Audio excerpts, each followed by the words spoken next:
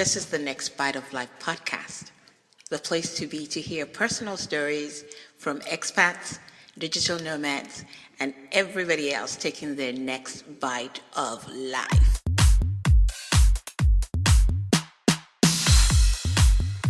Thank you for joining me on this episode of the Next Bite of Life podcast. My name is Kem, and today's guest is Ray Blakney. How are you, Ray?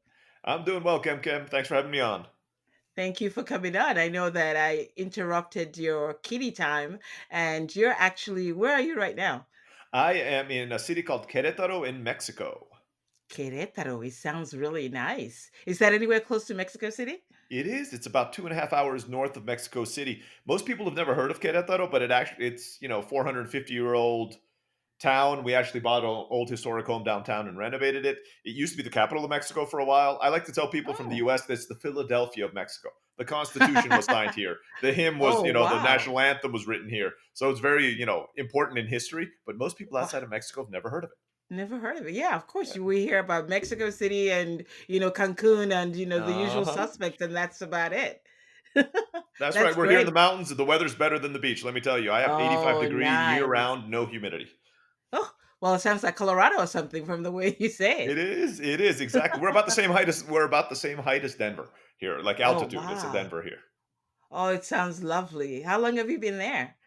I've been in Querétaro now for about 10 years, Mexico for 12. I was in the Peace Corps in southern Mexico for about 2 years. So I lived in a state called Chiapas before this. Oh, nice. Now, is that where you met your wife or was it someplace else? We actually met in Querétaro because Querétaro is where the Peace Corps headquarters are. My wife was one of the staff of Peace Corps. So she was one of the Spanish teachers that the Peace Corps hired to teach us Spanish. So Oh, we met nice. here. She came with me to San Cristobal against Peace Corps rules. So technically, the Peace Corps had no idea we were dating. But it's more of like a don't ask, don't tell policy. They know that this, the people Exactly. do it. They just don't get into trouble and you won't get in any trouble. And then, Yeah. afterwards we got married and we decided to move back. She has family here and we started our businesses and we travel about 3 months every year, but this has kind of been our home base for the last 10 Oh, years. that's wonderful. Now, I know you've been everywhere, but before I get going, I want you to mention your website for everybody to know and what you do. Sure. So my wife was a language teacher. My background's in computers. So kind of we merged both of those together and we launched an online language school called Livelingua, Livelingua.com. We bootstrapped it. Literally, we spent $60 building it, and I would answer the emails at the beginning, and my wife was the teacher. But now we're the Uh-huh. third largest online language school in the world. So we kind of Wow. started from there. We're I guess the typical internet startup. You get all those Yeah. stories that we were in this person's garage. Uh-huh. We were in our house, but it Oh, was pretty much the same thing. do the same thing. Yeah, yeah. Wow, that's fantastic. Congratulations. I mean, that's a really big accomplishment because everybody's got some sort of online thing going, right? That's right. We got kind of lucky that we were early. We did this in 2008 is when we started. So we've been at it now for 12 going on 13 years. So we're kind of Wow. old by internet Yeah, yeah, standards. old school, right? Exactly, exactly. I mean, so that's what bootstrapping is, isn't it? That's Is exactly that it. That's all I know how to do. I'd like to joke, if ah, somebody gave me $1 million to start a business, I'd have no yeah. idea what to do. I'm like, I don't know what to do. $1 million? It's Give like, me can I fifty bootstrap dollars and this? I'll build a business for you. But if a million, I don't know what to do with it. So So you're not the how to make a million first to get a million kind of person? that's it. No, no, yeah, that'd be a lot easier. I was like, Yeah. if you do the math, right? I took $50 and I built it up into a seven-figure business. I'm like, if that $50 had been $1 million, I'd be like Jeff Bezos right now, right? I Oh, mean, that's true. I mathematically, I'd know. be way up there. I'm like, yeah, no, but my parents were, missionaries and ran publishing houses, so money is not big in my family. It was more the service, which is It great. That's was. commendable, really. Mhm. Now, I know I saw, I went on the Livelingua website and I saw Boston. So I assumed you were in Boston for some years. That's where the U.S. side of my family's from. It's kind of where we'd always go back to. Ah, So my dad went to uh-huh. Harvard. My grandfather, my great grandfather. I'm a black sheep. I became an engineer. So they all have like doctorates in philosophy and theology. And So you're the one that whisper about? It's exactly like, like, oh yeah, yeah. here's the engineer. When I walk in, there's a whole room full of academics, and I'm like, oh, there's the guy who does engineering. Um, and so we've always had a base there. But the interesting thing about my family, the U.S. side of my family at least, is we've been American citizens, let's say, for the last 150 years. but nobody's actually grown up in the US. So my great grandfather was a Harvard Wow. professor, but he took the whole family over to Peking, Beijing now, but that's where my Okay. grandfather was Uh-huh. born while he was doing an exchange year over there. Then the Maoist revolution came in, they had to run away. So they ran back to the Oh, US after that, wow. but my grandfather, lived Uh-huh. there, my aunt and everybody was born there. My grandfather decided to go to Rhodesia, Zimbabwe. So Of that's course. where my dad Of grew up. course. Just right down the street, right? Exactly, exactly. So my dad spent the first 15 years of his life actually growing up in Harare, even though he's blonde, blue-eyed, Wow. born in Vermont, and So he blended right blended in, right right? in there. Nobody even knew he wasn't from there. He actually spoke with a British accent back then, which was kind of funny because he went to the British school, so he learned how to put on a British accent. Ah, And then my dad, married a Filipino lady, and they decided, hey, Turkey, that sounds fun. So I oh grew up in yeah. Turkey. Who wouldn't want to live there? Exactly. So I grew up in Istanbul, Turkey. That's exciting. But I sound American, right, when I Wow. talk to people. If I had to pick like my top three cities that I would live in, I would go like Istanbul is number one. It used to be London, but Istanbul kind of like took over, and then I would say Uh-huh. Budapest or something. But for sure, I mean that city is just beautiful. Like why? Well, I guess when you It grow is. up there, you don't want to live there after a while, right? No, well, the reason I moved away was because I went to the international school there, and the international school at the time only went to sophomore year. So for junior and senior year, I Okay. had to go to the United States. I went to a Yeah. boarding school in New England, not in Boston, but just outside of Boston. I went to a boarding school there, and then I went to college, and life takes over at that point. And I Mm. actually haven't been back since I've been 16 or 17. My sister's had a chance to go back. I have not, but it's definitely on our list to go back and live there for a little bit. I have a 9-month-old son, and I'd See, like him to at least experience it a little bit. too. Yeah. I mean, I have to say I love Boston. When I came from Nigeria, that was the first my family was living in Boston, so that's where I grew up Small for world. the My most cousins part are live before in I Lagos. I have cousins who are Oh, Nigerian. not My uncle married too a woman in bad. Lagos, and they've been living there for the last 30 years. So I have two. In fact, one of my cousins, Divine, she's a host of a morning show on the TV there. She's one of the morning show Oh, hosts that's so in Lagos on funny. a TV show. See, it really is a small world, isn't it? It We're is a all very connected small by. world. So I saw the bus and I got so excited. I'm like, oh, but you were only there till you were 16, so it doesn't really, We you would don't really come remember back, much. right? My Yeah. grandfather lived outside of Boston, so we would kind of come back. And again, my dad got his doctorate, so I lived there when I was 9 and 10. Oh So for yeah. those 2 years while my dad was studying his doctorate, I did live in Boston, but that Okay. was just kind of a quick interruption for my time in Turkey. So I did not, culturally, I'm not a very good American. Yeah. Now, would you call yourself? I guess you wouldn't be a digital nomad because you've really got a home base. Now, how is Hmm. life in Mexico? I mean, it's been 10 years, but still, how is life there? I love living in Mexico. So, you're right. I don't call myself a digital nomad, though some people in that category.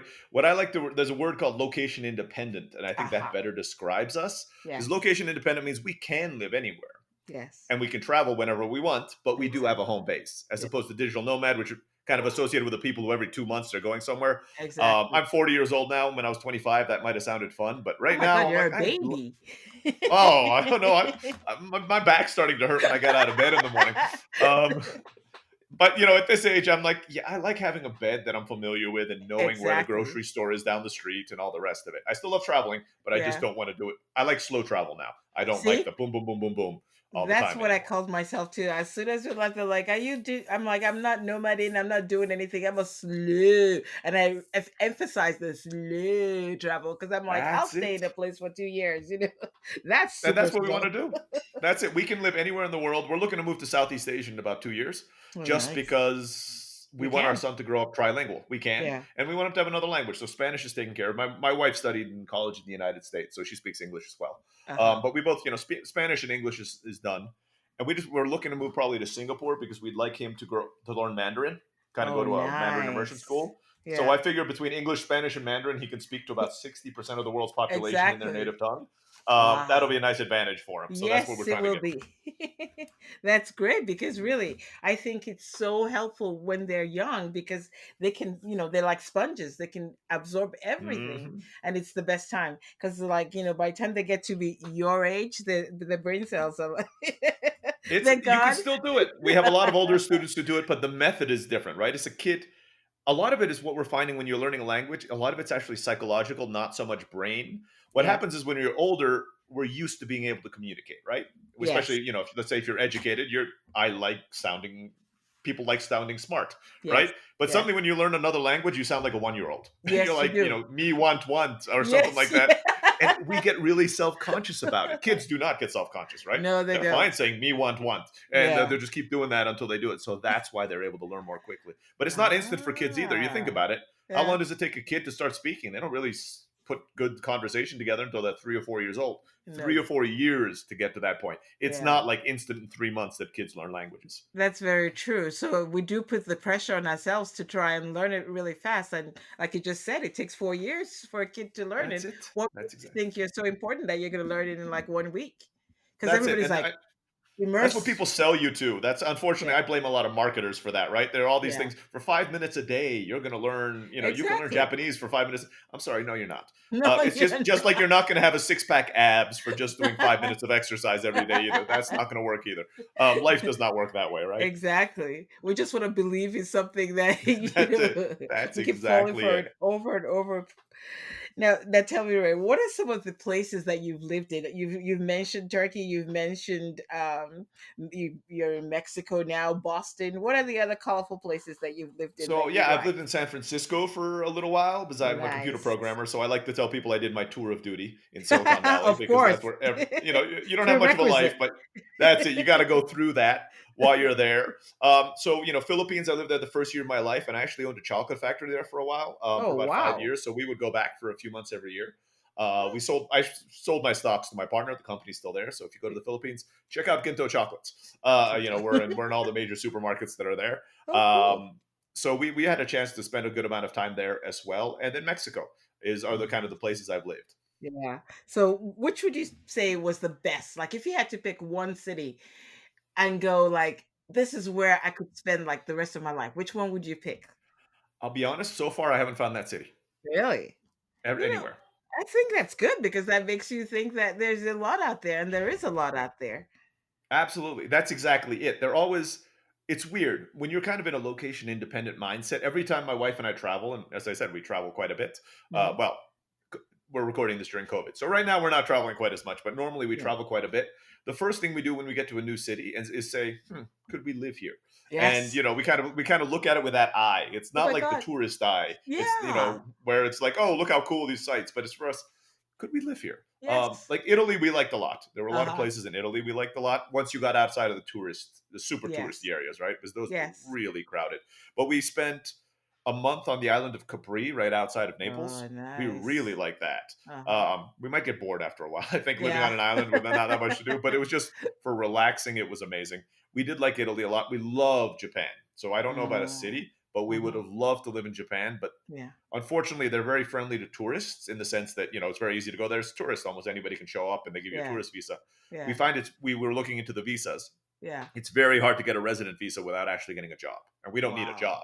We just need Exactly. them to allow us to stay for a year or 2 years. And Yeah. there's absolutely no way, other Oh. than me marrying a Japanese woman. And my wife said that's not a Your plan. She wife would may have she would not something. approve of that plan. Yeah, so unfortunately, that's closed. Well, Yeah. it works both ways, right? So she Well, could that's also it. I'm like, hey, there you go, marry a Japanese man. I'll talk to her about that after this call. I'm like, hey, I think I found a solution to our Japan problem. exactly.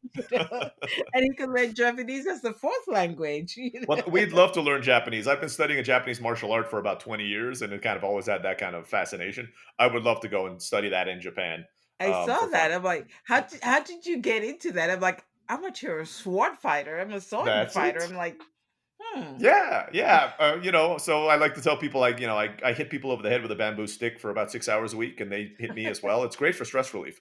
Um, so, I wish it was a big story behind it, but I'll be honest. When I was a kid in Turkey, the only cartoons we had were Japanese animes, of course, dubbed in Okay. Turkish, Yeah, yeah. and then those really, really bad kung fu movies from China. Yes. And so I really got into that kind I of martial love arts those. thing. Uh-huh. Yeah, I mean, too. I mean, I still watch them. I mean, I won't ever say they're good movies, but they're entertaining to me, right? I mean, they're just kind of fun to watch. Oh, I And think so they're I grew good up watching movies. that stuff. Well, there are a few good ones in there. Some of them are so bad they're good. Yes. Like, Yeah, so they you're like, just wow. I know. Sometimes I sit there watching, I go, I can't believe I'm watching this. And then Exactly, but I can't and then it stop. comes on again and you're watching it again. Oh, I can't believe I'm watching it again. It's That's so exactly bad. it. That's exactly it. But I was that little kid who was trying to do karate kicks and all that kind of stuff around the house. So in my childhood, I tried a lot of different martial arts, and unfortunately, growing up, if anybody had that geeky Asian kid in their class with the big Yeah, glasses who was really bad at sports, yeah, that was yeah, me. that was you. So unfortunately, I was not very good at many of these martial arts Yeah. until two things happened. So I mentioned I moved out to San Francisco. My roommate was into weightlifting, so he Uh-huh. took me to the gym and he taught me how to work out. I'm not huge, but I suddenly got into decent shape. And Yeah. then I found kendo, which is Yeah. the Japanese sword fighting, and I was, for some reason, I was actually good at it. So I mean, I Oh. competed nationally in the US. I won a Oh, number of wow. tournaments. I went to the US national to try out for the US national team. I didn't make it on, but I was one of the people sent to try out for it. And I really enjoyed it. Now I'm, obviously, well, yep, it's in your 20s is when you're kind of at your prime. So I'm no longer there, but I still love it. And it's one of those few martial arts that you can practice until your 60s and 70s, Yeah. because a lot of what it is kind of reading your opponent, Mm-hmm. and you can compensate for speed by knowing the techniques, as opposed to those more hard contact martial arts where you punch people in Yeah. the face. You Yeah. don't see 70-year-olds practicing that. I mean, Ah. my senseis are in their It 60s would be and 70s interesting. and they can beat me still See, in kendo. I thought you were going to say that's why they wear those metal thingies over their head, those. With it as well, because it's not about hitting hard. I'll be honest, it's not very practical in the sense, if you want to learn self-defense, Mhm. don't do kendo. I mean, Yeah. unless you're planning on walking around the city with a sword in your hand. No, maybe you Not can, very like, just talk them to death. "I will hit exactly, you with this thing," exactly. Of course, if they have a gun, you're totally Yeah. lost. But if you went for fun, for mental exercise, for Yeah. stress relief, great cardio, absolutely. And one of the interesting things about kendo is they don't distinguish between the genders. Oh, Men and no? women practice together. There are no different divisions, none of that. So you practice against women because since you're Really? using a weapon, Uh-huh. it kind of neutralizes the whole man's advantage of, oh, he's stronger, so you can't flip him or kick him or punch him. Yeah. Theoretically, it's a sword. A woman can cut your head off just as quickly as a man can if you have a Very sharp sword. true. So and they compete. We practice together with women.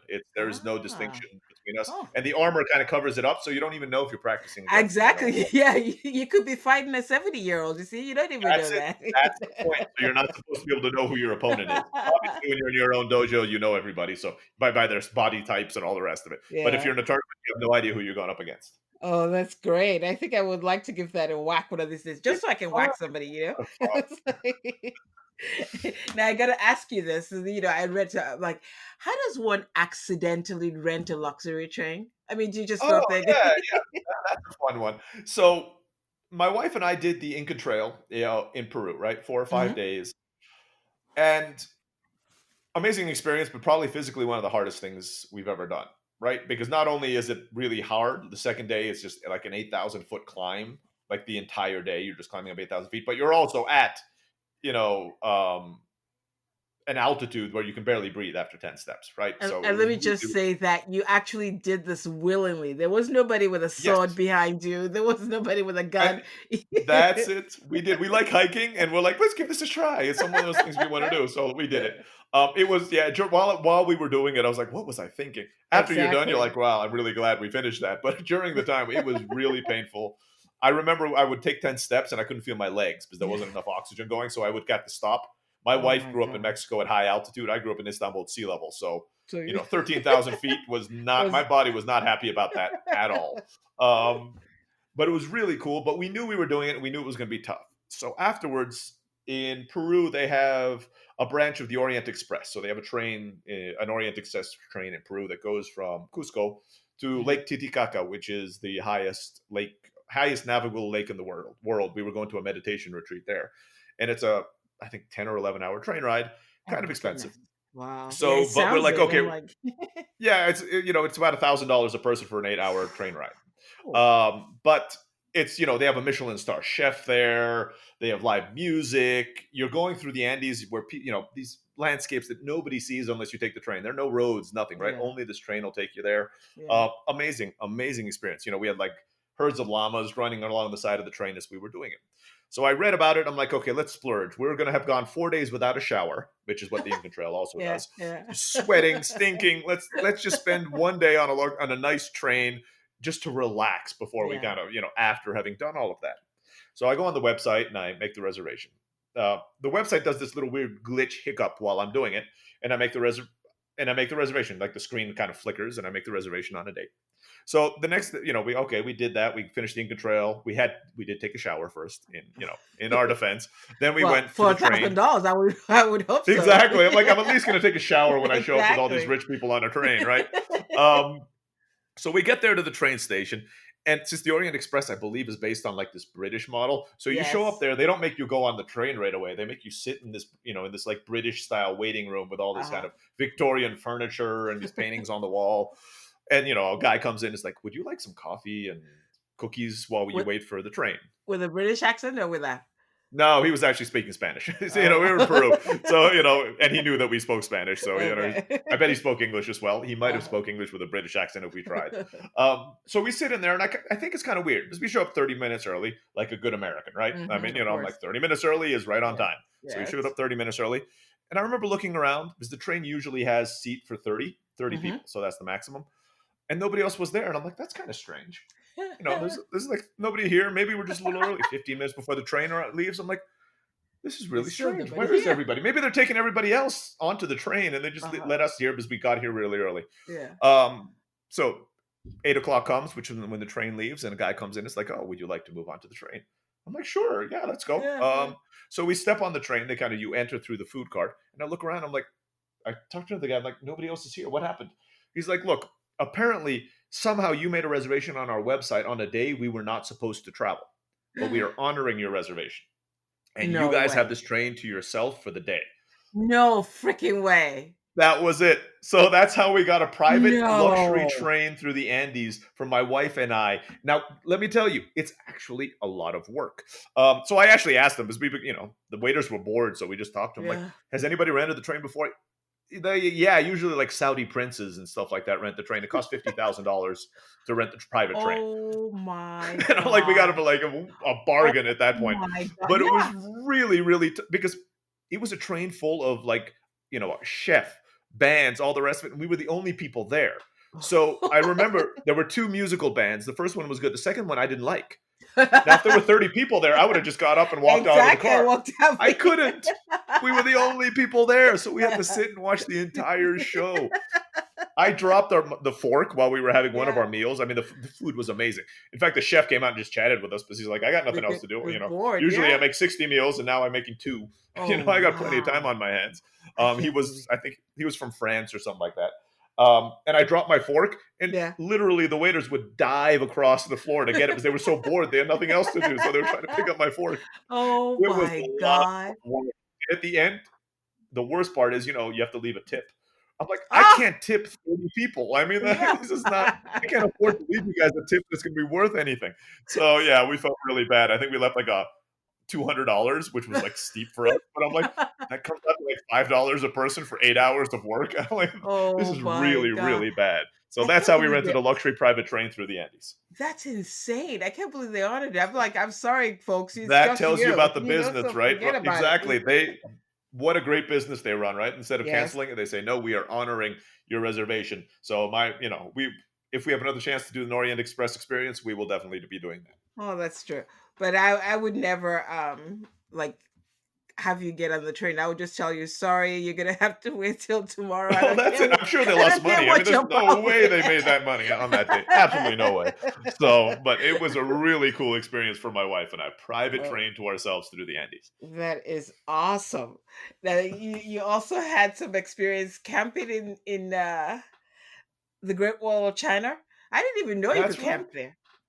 Yeah, I don't know if you can anymore. Ah, This was okay. about 15, 16 years ago. So this was Oh, before so I was married. So I did this by myself. okay. My sister was teaching English in China. So I went and visited her from the United States. I think I spent about a month there in China. So the first 2 or 3 weeks, I went and visited her. She was kind of in central China Mhm. near the terracotta soldiers, Xi'an. Oh, She nice. was actually in a little village of 3 million people just south of Xi'an. But they call it It's in that's the a 3 village, million in yes. China. In China, that's a village. It's not even on the Yes. map. I mean, you look at the map, it's not even on there. So I went to Xi'an. She kind of showed me around, but at the end, she had to go back to work. Yeah. So she left me in Beijing, and I had a few days to myself. So one of the things I wanted to do was hike on the Great Wall. So I went in there and talked to some people. And apparently there's two places you can go on the Great Wall. There's the place most people go, which is the tourist one, the one you see in the photos where the Great Wall Yes. is fully The maintained. one And I'm there's a tired Kentucky of Fried seeing. Chicken. Yeah, there's a Kentucky Uh-huh. Fried Chicken at the Yeah. bottom of that area. There's also a Starbucks in this Forbidden City, which was kind of Oh, weird. jeez. Um, yeah, that's a separate story. But there's this other area, which is kind of the older part of the wall, which obviously, because the wall goes on for, I don't remember, hundreds of miles, right? Mhm. I don't know the exact number, that you can go, and it's a 2-day hike. And parts of the wall are crumbled, but parts of there's some towers and all the rest, but you can distinctly see the wall. I mean, Yeah. there's still the frame of the wall there. And that's what I had an opportunity to do. So they took a small group of us, about 8 people, and we Mhm. just hiked along the wall for a day. And then we stopped in one of those towers, and they send up these dome tents. Oh, wow. And they gave us food, and you just sleep. And kind of on the other side of the wall, you're looking out over at Mongolia. So you kind of go, and the mist comes, and you see Wow. that. It was an amazing experience. It's like camping out on the wall. I'm pretty sure they don't allow you to do it anymore these days. I went right before the Olympics, Yeah. so I saw like all the construction, but like Mm. the level of tourism jumped after that, and I think they had Uh-huh. to stop that. Yeah, I don't blame them. Now it's all about the selfie. I'm like, if another person has one of those pictures of the same picture, it's just Hmm. insane. I think a lot of places are kind of like that. Now, how has COVID affected you guys there? How's the Uh, city, yeah. So the city is, how would I put it? Sadly, in Mexico, like in a lot of parts of the world, about 50% of the people live day to day or week to week. Yes. So unfortunately, those people, you'll still see them on public transportation going to work. Um, not Most people do wear masks, so we don't have as much issue as they have in the United States with getting people to wear masks. Uh-huh. But unfortunately, it's just necessity, right? I mean, they don't Yeah. have the option of working Of from home. They don't have the option exactly. of not going out. So you still see a lot of that, but it's definitely affecting the business. So Querétaro is one of the wealthiest cities in Mexico, Okay. primarily because of the aerospace industry, right? Bombardier build their planes here. Oh, Airbus builds their engines here. This is why we have an international airport here with direct flights to the U.S. and Europe, right? Even though it's a pretty small city oh, of about 1.5 million. I didn't know Um, that. yeah, so we have a lot of cosmopolitan things. Unfortunately, Yeah, travel's hit. exactly. Airlines are not in good shape, which means Oh, airline people who produce planes are yeah. not in good shape. So we live in a nicer part of town, and I'd say 1 out of 5 houses are for rent or for sale right now, Hmm. because of all the jobs that have been Yeah, lost, because they've yeah, had to lay engineers off and all that kind of stuff at these big companies, because there simply are nobody's ordering planes right now. of And course. that has hit the city a lot. And then the typical stuff you're seeing all over the world, restaurants are closing, Yes. um, because there's just not enough people going out. Now, the smaller little corner places are fine. The place where they sell barbacoa, which is kind of Hmm. steamed lamb in Yeah, tacos, yeah. um, those are packed on Sunday mornings. I mean, we drive by them on the road, and they're just totally packed. Okay. So some people are kind of ignoring it. But in general, like, the city is okay, Yeah, in the sense that you go outside, you wouldn't know if you were just visiting, you wouldn't really know there was anything different. But if you live here, you do. you There's do. normally quite a bit of traffic at 5 or 6 o'clock. Yeah, Now there's still cars, but they're moving, right? It's not bumper to bumper like it would have yeah. been before. So Oh, they, like everywhere else, I don't think any place in the world has really, except I think I've heard Taiwan. Other than the Taiwan, like no place in the world has really escaped this thing. exactly. And it looks like it's here to stay at least for a while. So we just have to. Yeah, if I was a betting person, I'm actually having, end of 2021, beginning of 2022 is when I think things will start getting back to normal. Even if they Yeah. have a vaccine, right? It takes time to produce, get it out, all that, and then everybody has kind And of got to recover from this. Jobs have got to be reproduced. I mean, there's a whole bunch of stuff yeah, that has to happen. It's not going to be a flicking a switch. Here's the vaccine, and the next day everything's back to normal. I don't think that's going to exactly. Like when this happened in March, I kept seeing my friends going, I was born to travel. I'm on my way. And I'm happen. thinking, you're not facing you're not facing facts here. You are a long way from being able to. I mean, you go away and the borders are gonna be shot and you don't know what's going on. So I think everybody just needs to sit tight and just ride it out because that's all we can do. No, I agree. Take advantage of it in a way, right? Because Yes. it's a little liberating, Yes. because like a lot of your friends, right? I love to travel. Yes. So there's always something over the horizon. Like 6 months from now we're doing this, 6 Yeah. months from now we're doing this. But it's a bit liberating just to know without guilt. Because you sometimes feel guilty not traveling once you Exactly. get into it. But I have no guilt now. I'm No. like, yeah, that I am okay being at home. Yeah.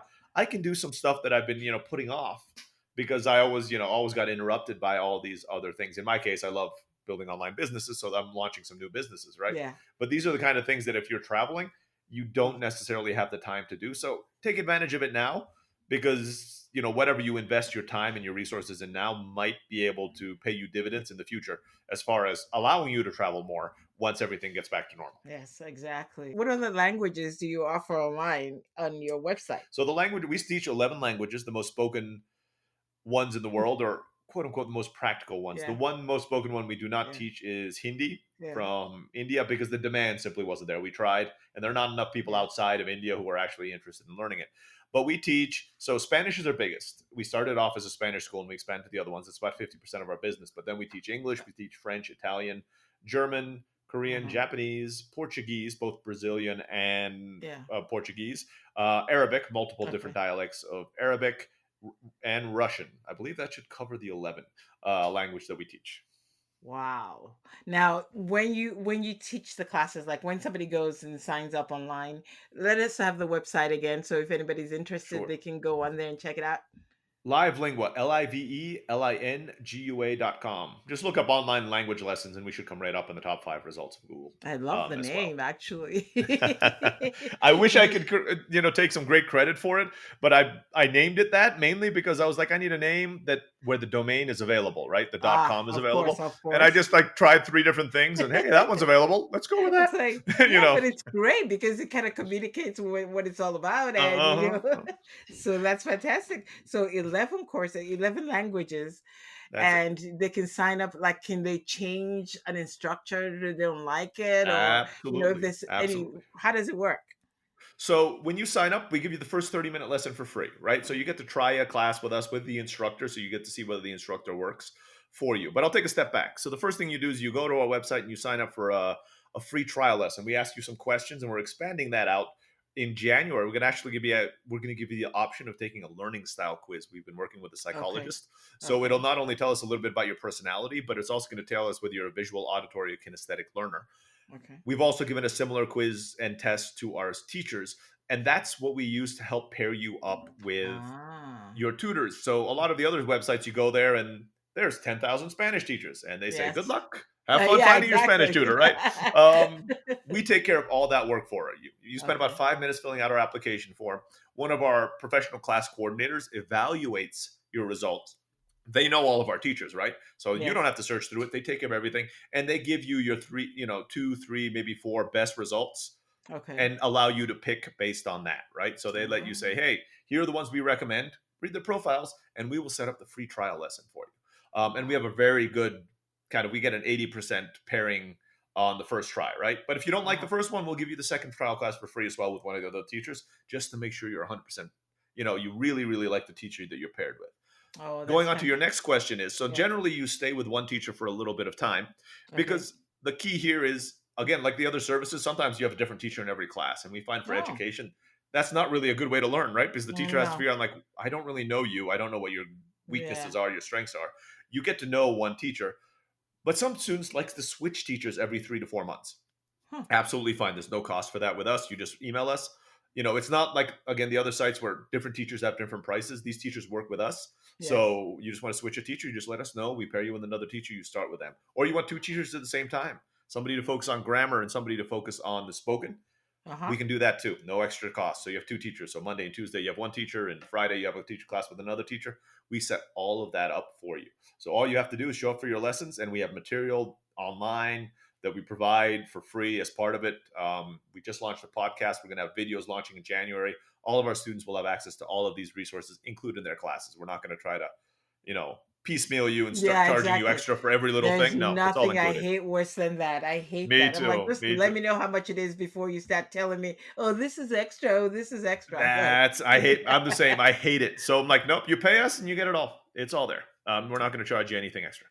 oh, fantastic. And for anybody listening to this on the website, well, I have raised information, the website again. So the show notes with everything so that you can check out the class and see if it's right for you and you can learn a new language. I mean, you're stuck at home, you might as well do something productive, That's it. right? You should, I've been working on my Spanish and it's like, for Uh-huh. chatting with me today. This was fun. Kim, it's been a pleasure. Thanks for having me on. So we'll talk to you soon. And thank you for coming on the show. Thank you for listening, everyone. And don't forget to subscribe if you like what you're hearing. Goodbye. We'll see you next time.